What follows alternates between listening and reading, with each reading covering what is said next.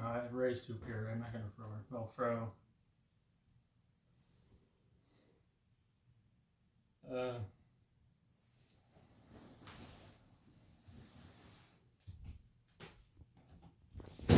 There we go.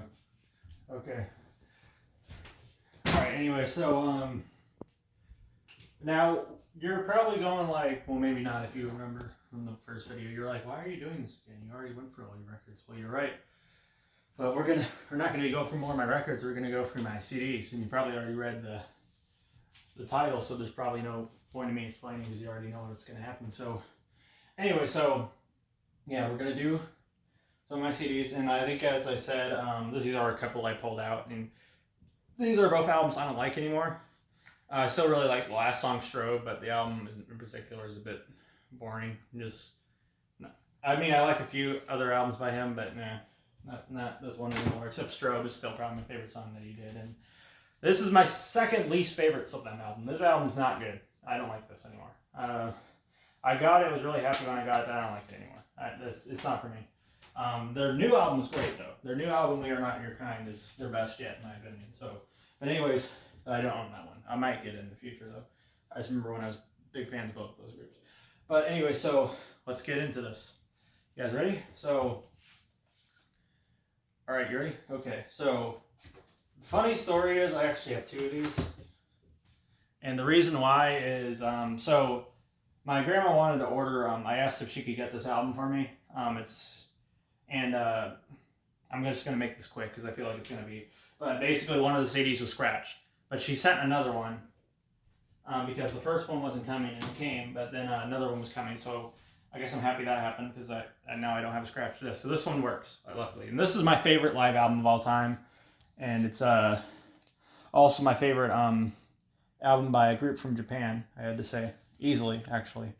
Now, this is 98-12-28 Kono Kachi no Wakira, I think is what it's called. Now, this group is actually the final release this group did before they broke up. They broke up after... Shinji, I forgot his name.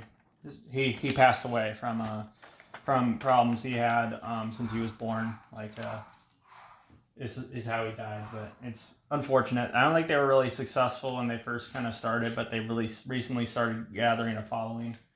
And this is, in my opinion, definitely their best release. I think their most popular release is this 35-minute long song/album called Long Season. But that song is also played live on this anyway, but it's a 45-minute version. I actually think that the live version is superior, in my opinion. But yeah, this is a fantastic album. It's over 2 hours long, but it just kind of flies by really fast. And it's one of those examples of progressive pop music, I guess you can kind of say. But it's more like a dream pop and dub album, though. But there's a lot of progressive pop elements on this, too. And this is a great, great, great album. I'm really glad this album's getting a lot of recognition now, because it definitely deserves it. My favorite live album, easily. This one is, hold on, wait, I don't remember. Okay, so this one is Perdition City. Oh, and by the way, that Fishman CD was over $100. So, anyways, so this one's Perdition City by Oliver, and they are a Norwegian. They kind of started out as a black metal group, and then they switched towards like electronic music, and this is their first album where they were completely electronic. And then also in their black metal themes, they spoke in Norwegian, but in their electronic phase, they spoke in English. They're from Norway, but this is my favorite album that they did personally, and it's almost acts as a soundtrack to a non-existent film, if that makes sense. But this is a really, really great album, and it's kind of more trip hop. There's some dark jazz in it, but yeah, it's a really fantastic album. One of my favorite albums of the 2000s too. So this one is Underground Volume 1, 1994 to 1994 by 36 Mafia, which they were known as 666 Mafia. And this is a compilation of a bunch of stuff they did before they were signed to a label. And it's just one of the compilations. There's also Volume 2 and Volume 3, but this is actually, I prefer this over their album Mystic Styles personally now. I feel like I really, really like the Memphis rap sound that's like really, really lo-fi, and you don't get that on Mystic Styles. And Mystic Styles is awesome, believe me, but I feel like this is superior personally. yeah, I prefer this one over Mystic Styles. That's just me though, but. And it has my favorite version of Now I'm High. Yeah, that's my favorite. Comes from this one. And Niggas Ain't Barring That is another really great song off this. It's one of my favorite songs they ever did. And Mask and the Glock, that's another great one. But anyway, so this one is, there's a little obi that comes with it, like but anyway, so this one is At the Mountains. At the Mountains of Madness by Electric Masada, and this is a one of John Zorn, the saxophonist. John Zorn, he's also done several other things. He's a multi-instrumentalist, and this is this is a live album he did, and this is actually my favorite release that John Zorn has done, in my opinion. This is Electric Masada, where this is a 2-hour long live album, but they're a lot of the same tracks, but they're played at different places. But this is my favorite jazz album of all time, too. This album's insane. And John Zorn is an insanely talented musician.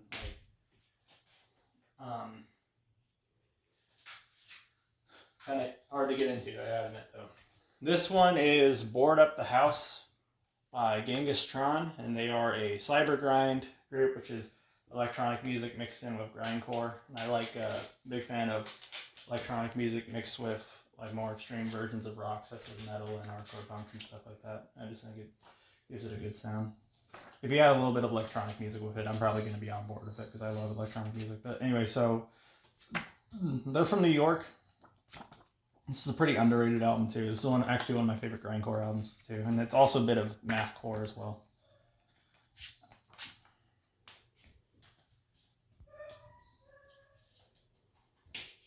That's a little.